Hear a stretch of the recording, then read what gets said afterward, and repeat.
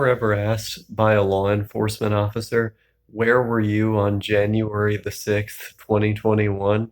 I would respond very plainly, making love. The actual truth happens to be that I was celebrating someone's birthday party. I've been thinking about this broad idea of understanding, not like understanding on the whole, but understanding other people. Because it used to be something I was really enraptured with, to put it lightly, and elucidated in various videos across this channel. One of the best videos I ever made was called Understood, and at the time, I was 15, turning 16, reflecting on my motivations for making content. Now, let me see if I can prop this up on something as I have a little chat with you. But I was, it was, sort of in the vein of like what's basically a tradition at this point on this channel, of making videos in response to me getting, oh my God, something fell on my computer. This has happened to me so many times. You know what? I'm just going to put it like this. I'm going to talk to you like this. This has happened to me so many times where my fucking camera doesn't want to sit. I'm going to sit it on something and then it just falls. Actually, I have the perfect idea. Go right here. You can go literally in this little crevice here. It was made to have things put on it. There we go. Okay, problem solved. Fixed. But I made this video that was like, yo, I want to be understood by other people, and I make videos to be understood by other people. Pretty straightforward, right? But I went through like various life experiences that led me to have those insecurities and desires. But the way that I got over them was kind of interesting because it wasn't like I had an experience where it all just hit me, or, I came to see something through someone else. I figured it out just by thinking about it, that the way that we see ourselves is not objective, and moreover, it's not true. It's not intersubjective oftentimes either. It's in many cases wrong. In many cases, people are just wrong about themselves and how they see themselves. In fact, it is one of the most common things that happens with people. And so, what people often call a desire to be understood is actually more just a resistance to criticism. It's a resistance to criticism. It is a gut reaction to people disagreeing with them about how they see themselves, about their own narrative of who they are. And this is really bad, right? Because if you can't take criticism from other people, take feedback, or be open to alternate interpretations about who you are, then you're going to be left out in the cold in situations where you are so demonstrably wrong about yourself that you really need to change your approach. It's like people constantly make mistakes. I constantly make mistakes. I misconstrue things, I misunderstand things, I fail to see the full context. It's part of being a human being. But in order to improve, you have to be able to let go of some of these ideas, these notions that you're attached to, and open yourself up to an alternative point of view. It doesn't actually matter whether or not the things that you say right now are true or untrue. They're just things. Like, they're just concepts, right? You can apply that to politics, you can apply that to philosophy, you can apply it to yourself. The ideas you have swirling around in your mind, however convinced of them you may be, are just that. They're just ideas. They can be wrong, or right, we actually have no real way of proving whether they are or aren't. So, you know, it doesn't make sense to become so emotionally attached to those things, especially not when oftentimes that attachment ends up hurting you. And I know in my case, when I was younger, I had a lot of resistance to other people's narratives about who I was and the things I was doing. And what I came to find over time was that actually those people were right in terms of how they characterized me or certain aspects of my behavior. They didn't always articulate it very well, or, they could have been less harsh. But the substance of what they were saying, the broad strokes of what they were saying was true. And this is an experience I've had various times at this point where somebody will deliver me a true point, like something that is correct that I didn't understand prior to them telling me. But the delivery of that point, was very like disrespectful and bad. And they shouldn't do that. Like, that's not a thing that anyone should ever do. But if they're right on the substance, you can still learn from what they're saying. And that's the important thing, right? Is to try and think about the substance of what they're saying. Try and put yourself in the shoes of the person you're talking to. And after I started doing that, um, I really started changing my outlook on a lot of things. I started changing some of my behaviors as well, maladaptive behaviors that were really getting in my way. Which, in a sense, I think the desire to be understood, as we're putting it here in this video, is one of those maladaptive things, right? You feel compelled to force other people into your narrative about yourself, and that is simply impossible, right? Human beings are autonomous. They engage in free association like individuals do, and that doesn't just um, that doesn't just reflect on their relations with other people, that reflects on their relations with ideas. So, like, we freely associate with the ideas that exist in the world. I may have very different ideas to you in this video, but that's fine. That is simply, indicative of the experience of being a human. You are a human being like me. And so you move from idea to idea. Nobody should ever attempt to coerce you or push you into, you know, thinking something differently if the ideas that you have aren't harming anybody. And even that is up for debate, right? Whether or not an idea can be harmful in and of itself. But um, or under what context make it harmful, how you would define harm, all of these different things. You could even get into a broader conversation about whether or not harm itself is bad or undesirable. um, there are so many angles from which you can look at these conversations that, like, to me it just seems so silly to like invest your emotions in it, to you know identify with a certain way of viewing yourself or viewing the world, when, like, there are many valid ways of critiquing whatever position you might come to.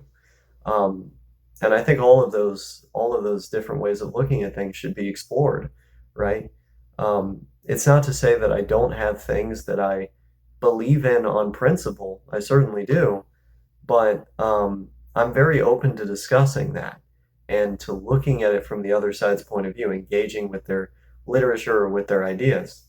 And again, I'm not just talking about philosophy or ideas or politics. I'm talking about ideas about oneself. So the way that we conceive of ourselves, the way that we interpret our own behaviors and our history. Um, Obviously, I'm going to have a lot of context on it because I remember a lot from my life, reflected on it a lot, and I've documented it. But also, in a way, that makes me vulnerable to propaganda from myself. Because if you have to spend all day with yourself, you're not going to have an unbiased perspective on who you are. Which isn't to say that other people are unbiased, but it is to say that they don't have the same kind of biases that I have. And so by listening to them, even if they're wrong, it's a valuable exercise because I am I am forcing myself to think in a different way in order to engage with what they have to say. And that's super important. Like I cannot understate the importance of that because like you're if you're doing that enough times, you're inevitably going to discover some flaws that you have and seek to rectify them. Um, I'm trying to think if there's another point I wanted to make.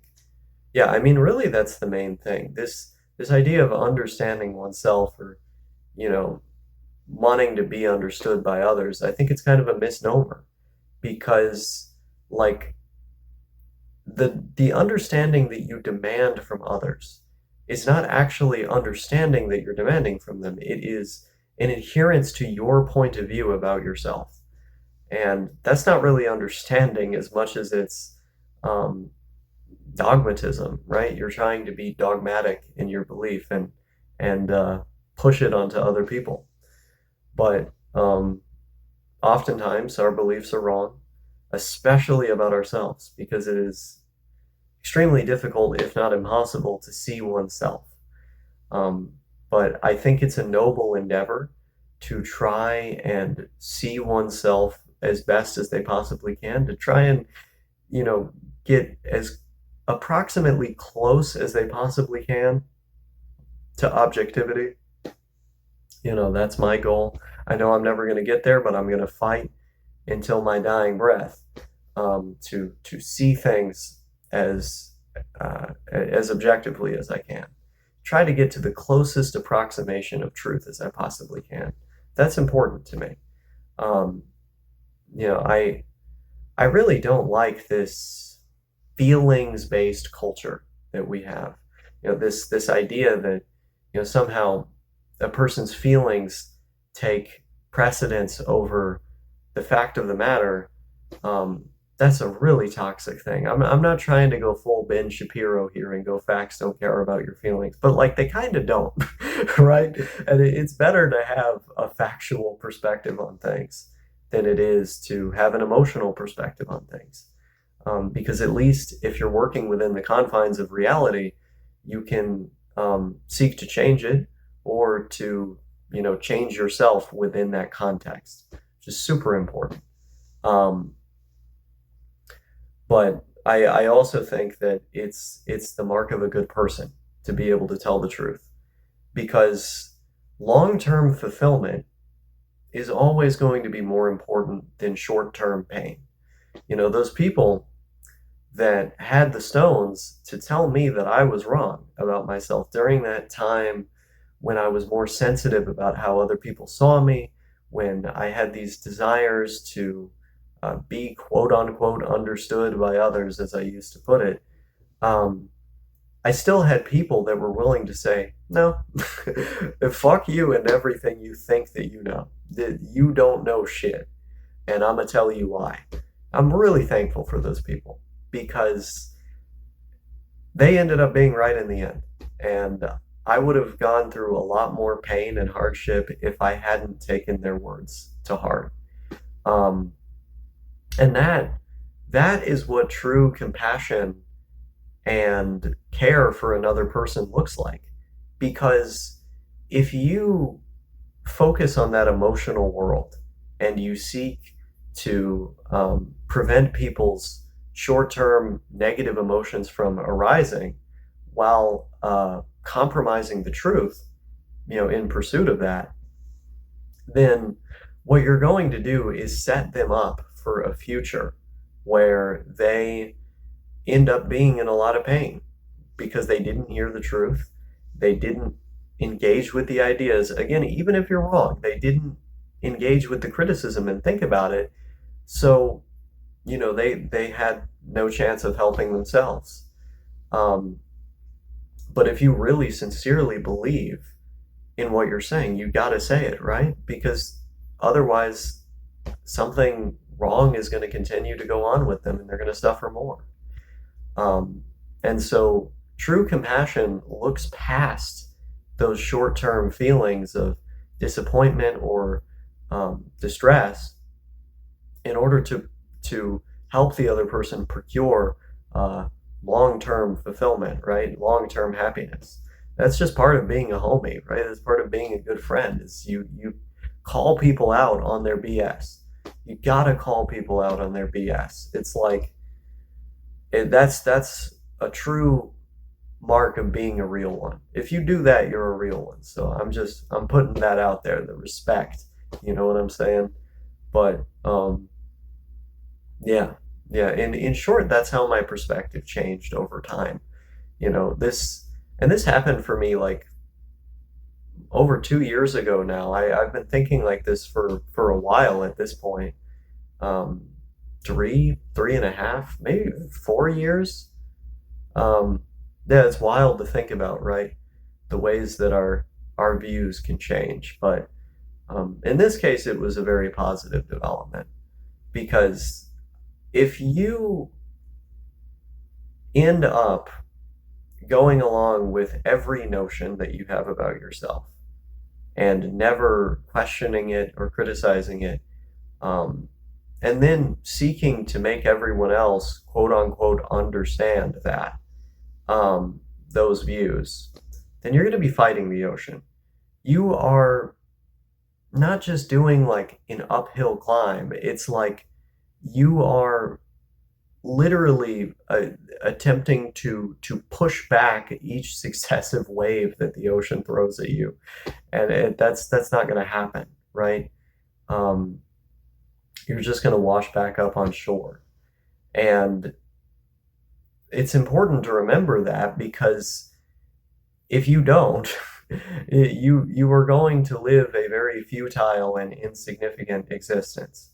Whereas, if you can if you can harness the criticism of others and the thoughts of others and attempt to take all of that and synthesize it into something new and better, you have the chance of being remembered very positively by other people because you will have made yourself into a much better person. And that's what I'm seeking to do. I've got a long way to go. Um, but that's one of my big goals in life. It's to be the best person I can possibly be. And that's something that you have to work on forever, it seems. But I got a long life ahead of me, so I'm not losing too much sleep over that. But yeah. I guess the last point that I want to make here is that the desire to be understood by others is an inherently narcissistic one. I don't mean in the clinical sense of like narcissistic personality disorder. I'm talking about this like the story of Narcissus, or the way that it's used to describe human traits. Um, it's a narcissistic kind of thing because you are actively choosing to um, to put your own perspective on a pedestal and to put it above other people's perspectives on you. Now, that isn't to say that you shouldn't do that in certain cases. There's going to be a lot of disrespectful, awful people out there who, don't understand reality and are living in a dream world. And you should not, take the things that those people say and apply it to yourself. You have to have a system for separating the wheat from the chaff. You have to have a system for understanding all of these things. But it is to say that if you take your perspective on yourself and treat it as the end all be all, that like a priori, only this can be right. And it's just derived from nature, it's just true. Um, then you are engaging in a narcissistic tendency because that's, I mean, number one, that's simply not how it works. But number two, um, arbitrarily you have decided to place yourself and your views above everyone else's. And well, the word arbitrary matters a lot there because it's just random. It's not based on anything. Um, and I think the kind of meaninglessness of that sort of self-aggrandizement is part of what makes it such a negative tendency. And I'm really glad I was able to grow past it because I look back at some of the things I said back then, and it's just, it's difficult to hear. I end up really disagreeing with everything I'm saying. Um, though, with that being said, the actual video understood is a very good video, like as a piece of art, but um, it's not, it's not it. That ain't it, Chief. Um, I think the motivations I had at the time made sense, and I think the experiences which led me to feel that way made sense. But you cannot let your past experiences and traumas define you. You cannot let those things dictate the way that you think and behave. You have to find an alternative, a better alternative, um, and step outside of yourself in order to really grow. You got to move beyond those things. And obviously, I've got working to do still, but this mindset has been greatly beneficial to me. But not everybody is ready to hear it. It'll just go in one ear, come out the other, as with many things, especially in today's world. But I'm trying to remember if there's anything else. I really should write notes before making these videos. It would save a lot of time. I wouldn't have to, search through all my thoughts in order to put things together. No, I think that's everything. Stay based, stay positive, trust the plan, lock in. That's what I'm going to leave you with.